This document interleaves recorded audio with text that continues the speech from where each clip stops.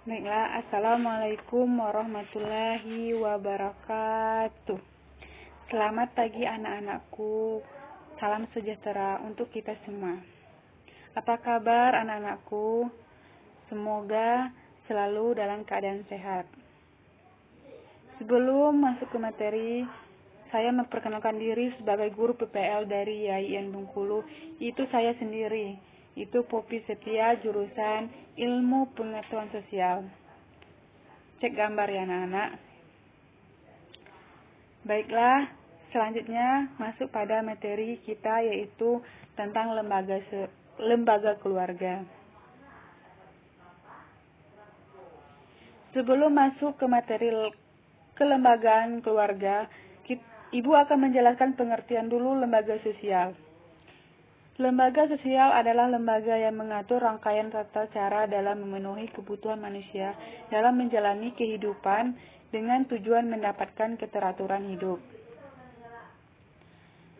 Terbentuknya lembaga sosial berawal dari kebutuhan masyarakat akan keteraturan kehidupan bersama.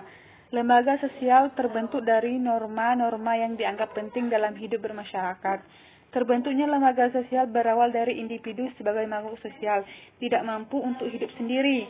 Mereka saling membutuhkan sehingga timbul aturan-aturan yang disebut dengan norma kemasyarakatan.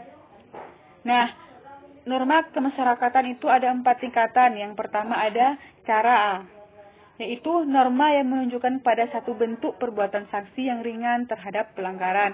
Contohnya, seperti seseorang membuang sampah dengan cara sembarangan, maka cenderung mendapat celaan karena melakukan tindakan tidak sesuai pada tempatnya.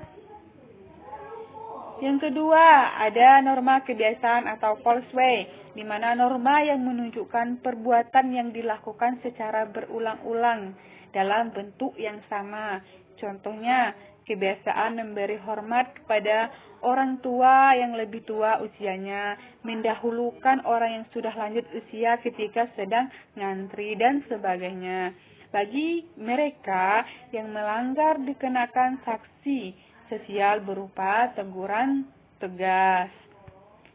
Oke, selanjutnya ketiga ada tata kelakuan moris, di mana norma kebiasaan yang dianggap tidak hanya sebagai perilaku tetapi diterima sebagai norma-norma pengatur. Contohnya, seorang peserta didik melanggar tata tertib sekolah dan akan mendapat sanksi atas perbuatannya tersebut. Yang keempat, adat istiadat. Tata kelakuan yang menyatu dengan pola-pola perilaku masyarakat dan memiliki kekuatan yang mengikat yang lebih. Jika dilanggar, sanksi keras akan didapat dari masyarakat. Contohnya, simpel aja kita ambil contoh di Bengkulu, adat Tabot di Bengkulu yang terus diselenggarakan pada tahun baru Islam 1 Muharram.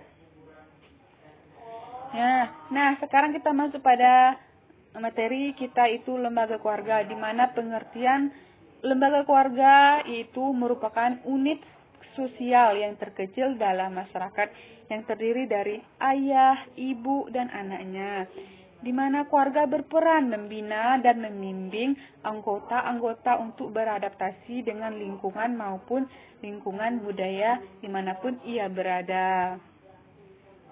Nah, seperti ini gambar keluarga, ada ayah, ibu, anak perempuan, anak laki, itu contoh dari keluarga.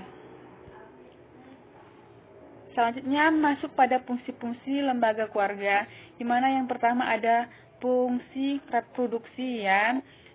Dalam keluarga, anak-anak merupakan wujud dari cinta kasih dan tanggung jawab suami istri meneruskan keturunannya. Keluarga mempunyai fungsi reproduksi, artinya dari pernikahan diharapkan akan memberikan keturunan.